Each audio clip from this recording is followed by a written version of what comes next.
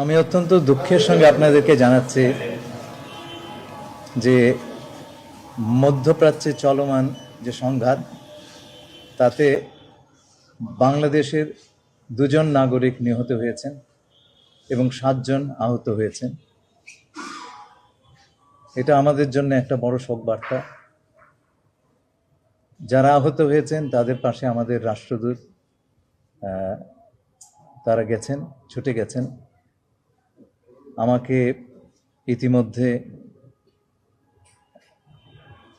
কুয়েতের পররাষ্ট্রমন্ত্রী এবং বাহরাইনের পররাষ্ট্রমন্ত্রী ফোন করেছিলেন এবং কাতারের পররাষ্ট্র প্রতিমন্ত্রী।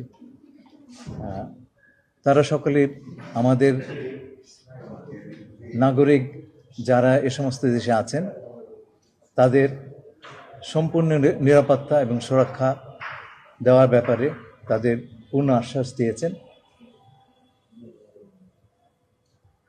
আমরা প্রথম থেকেই বলে এসেছি যে এই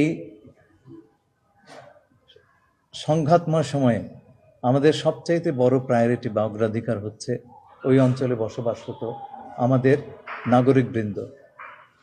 আমরা 1 ফেব্রুয়ারিতে যে প্রেস রিলিজটা দিয়েছিলাম সেটা আমরা শুরুই করেছিলাম আমাদের নাগরিকদের স্বার্থ সমুন্নত রেখে।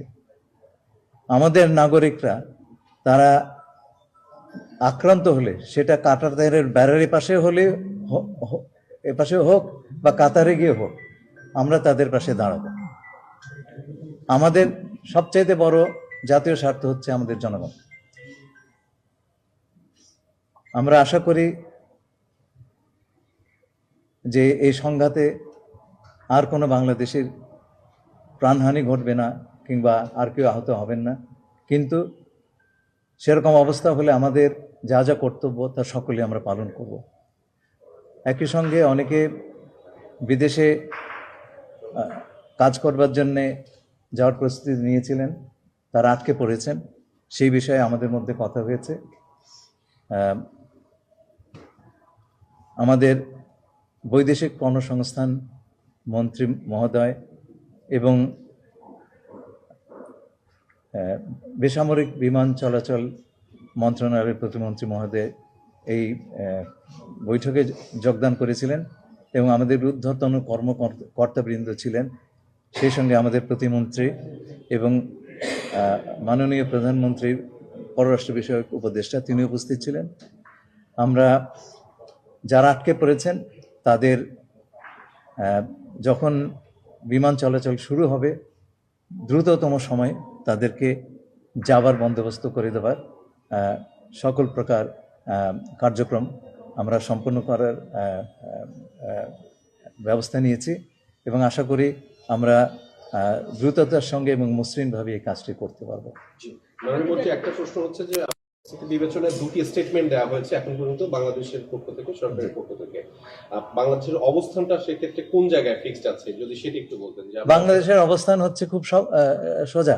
প্রথম কথা হচ্ছে যে আমরা আমাদের জনগণ যারা আমাদের নাগরিক যারা ওই অঞ্চলে আছেন তাদের স্বার্থ রক্ষা 1 নম্বর কথা। আর আমরা মনে করি না যুদ্ধ বা সংঘাত কোনো সমাধান। আমরা চাই অত্যন্ত দ্রুততম সময়ে একটা আলোচনার মাধ্যমে, কূটনীতির মাধ্যমে শান্তিপূর্ণভাবে এই সমস্যাটার সমাধান হোক। মাননীয় মন্ত্রী, আমার আরেকটা প্রশ্ন অনুরোধ, কালকে মার্কিন সহকারী পররাষ্ট্র মন্ত্রী পল কাপুর আসছেন সফরে, আপনার সঙ্গে বৈঠক হয়েছে, সেটি বিষয়ে যদি বৈঠকের পরে বলবো। তাদের লাশ নিয়ে আসার কোনো প্রক্রিয়া চলছে কিনা? অবশ্যই। এখন তো প্লেন চলাচল করছে না, আমরা সবসময় নিয়ে আসি, এটা আমাদের পলিসি, কিন্তু এখন তো প্লেন চলাচল করছে না। সুতরাং এই সময়টুকু সেখানে রেখে দিতে হবে এবং সেই নিয়ে আমার সঙ্গে সেই দেশের মন্ত্রীদের সঙ্গে কথা হয়েছে, তারা সমস্ত ব্যবস্থা করছেন। মাননীয় মন্ত্রী মহোদয়, একটা বিষয় একটু জানতে চাইছিলাম, ইরানে যুক্তরাষ্ট্র এবং ইসরায়েলি যে হামলা হচ্ছে সেই বিষয়ে বাংলাদেশের অবস্থানটা কি? আমি তো বলেছি যে আমরা মনে করি না যে কোনো ধরনের যুদ্ধ হামলা এগুলি কোনো সমাধান।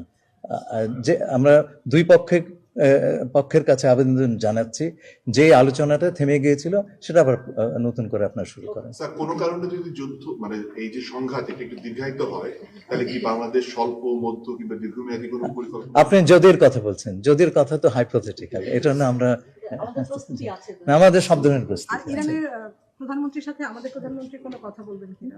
এই পর্যন্ত সেই প্রশ্নটি আসেনি। ধন্যবাদ। ধন্যবাদ।